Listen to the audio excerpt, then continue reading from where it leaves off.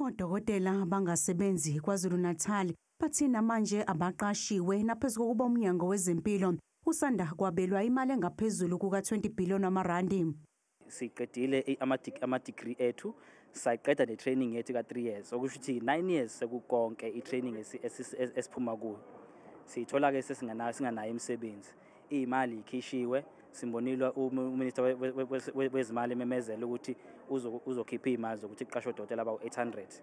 Le ndaba le shortage ye-staff ine-impact enkulu endleleni esi-deliver ngayo i-service kuma-patient. So isikhalo sethu asibhekeli thina nje kuphela ukuthi siyaqashwa yini, but also ukusiza the department ukuthi ilethe i-delivery ye-health e-right ebantwini emphakathini yasemakhaya kakhulukazi. Sengokwesithathu labo dokotela bezoqhinqa ehhovisi likaNdunankulu bathi abazamukeli neziphakamiso zokuthi bayosebenzela kwamanye amazwe noma bavule izikhungo zabo zokusebenza.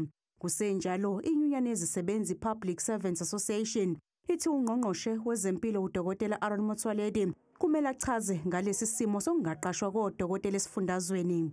There's no way that doctors can be asked to go and work in other countries. It's not only that particular issue. It's not only the issue of filling vacancies. We are saying our hospitals are overcrowded. And the president, during his State of the Nation address, it's one of the things that he said he wanted to address it.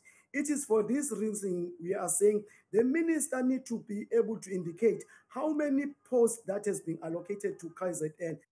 UNdunankulu waKwaZulu-Natal uThamsanqa Ntuli uthi mningi umsebenzi okusamele wenziwe eMnyangweni weZempilo. Uthi kuzobanjwa umhlangano ngolwesithathu kuleli sonto lapho iminyango eyahlukene izodingida ngezinselele ezibhekene nesifundazwe.